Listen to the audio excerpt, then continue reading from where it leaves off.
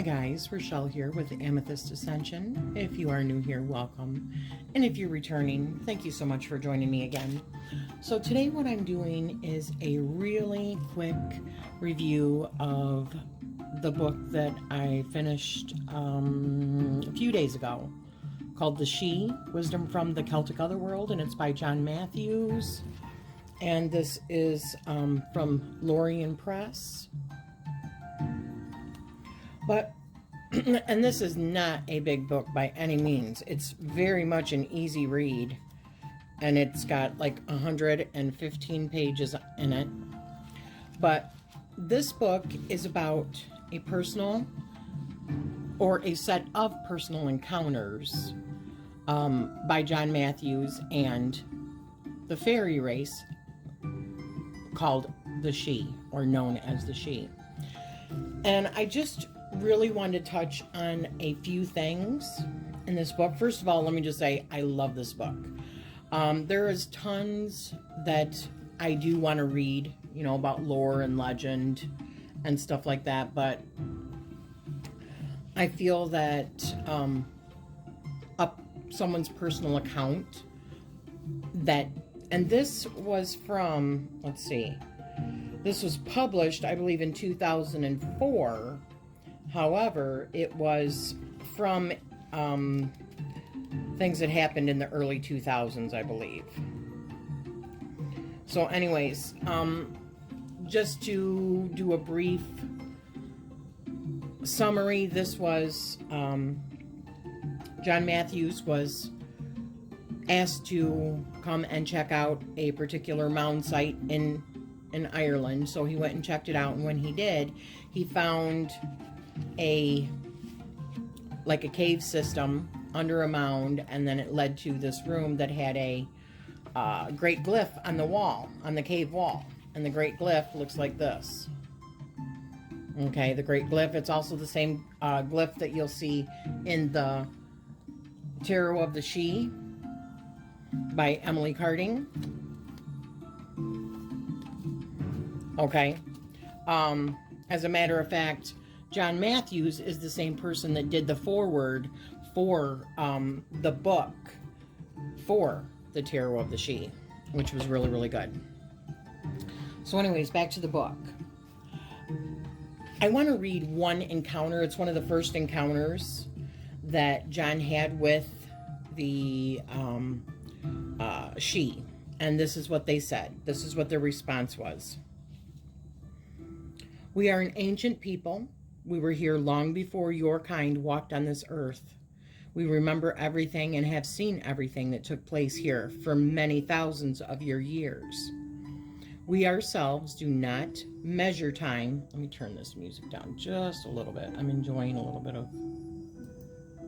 YouTube music. There we go. We remember everything and have seen everything that took place here for many thousands of your years.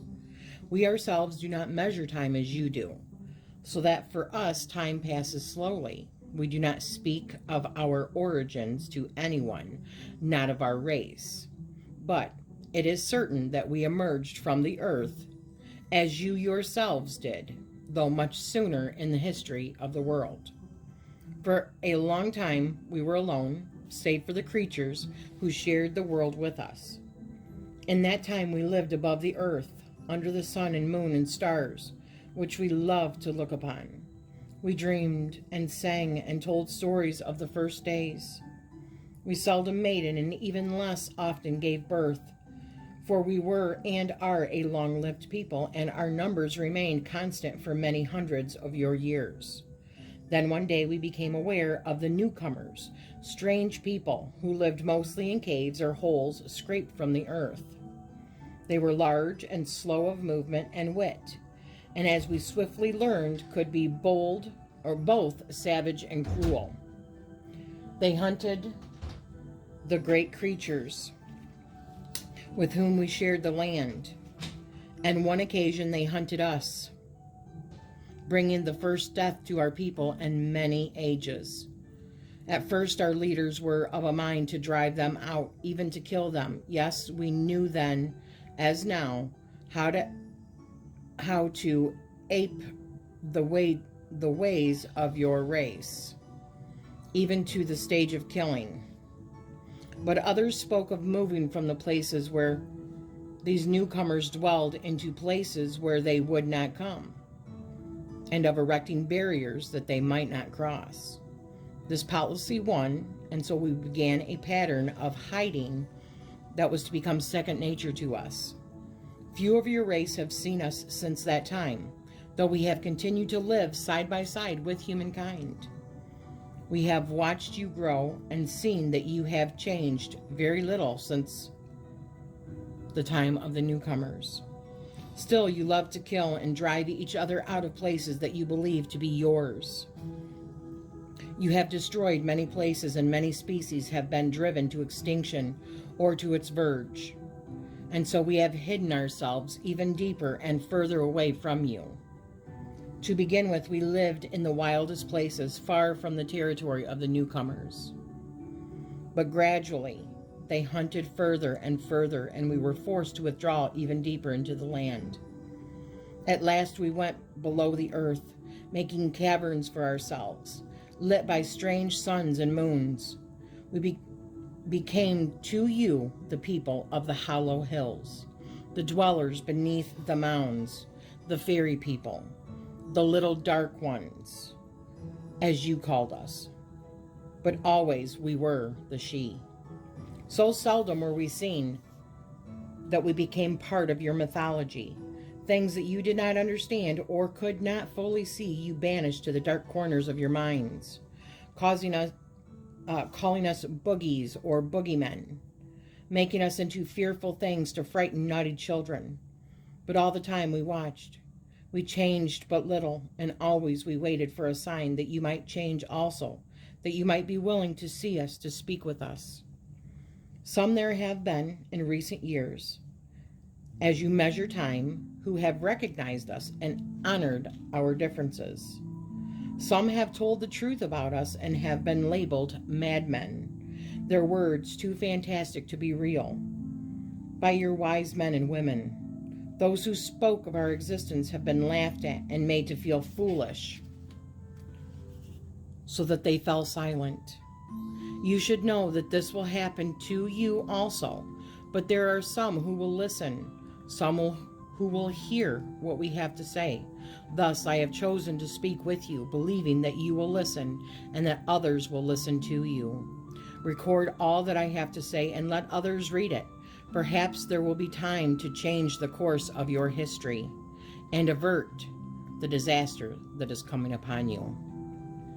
So, there are many, many, many more conversations throughout a certain period of time that John Matthews had contact with the she in this book, and tons of questions that he asks the she, including, things like what their appearance is, how we are evolving, and even down to like crop circles that you see in the sky, or on the ground, and what people believe that those are. It's just fascinating. But in the end, there are, which this is perfect for anyone that wants to read a book and then have exercises in order to help them maybe contact the she or get in touch with them themselves. This book is great for that, because there's one part in the end that it says the exercise, which is the great glyph. The second one, opening to awareness. The third one, exercise 3, is paying attention. Exercise 4 is dream journeys, and 5 is the note of perfection. And I just thought that this was so fantastic. I highly recommend this book. I will be putting down below a link, using my affiliate link for Amazon, where you can purchase this. I highly recommend it. The crop circles alone, wow, did that open up my mind a little bit. and actually confirm some things that I have thought. But I want to dig deeper, so I'm going to be finding more books that I can on the Sidhe. And even the Tarot of the Sidhe is one of my favorite decks, of all time. And even in that book, they talk about ways that you can contact the Sidhe, journeying using the Great Glyph, and that these actual symbols have been found in various places throughout the world. And just to give you a quick, let me see if I can find it. This is what he's seen. This is what John Matthew's seen as the way that they look. Interesting, isn't it? I find that very, very cool. So I hope you have enjoyed this brief little review and just a little information about what is being offered in this book. I highly recommend it. I will put a link down below. And if you have read it, I would love to have a conversation with you, and you tell me what your thoughts are as well. So I am sending you love and light. Thank you.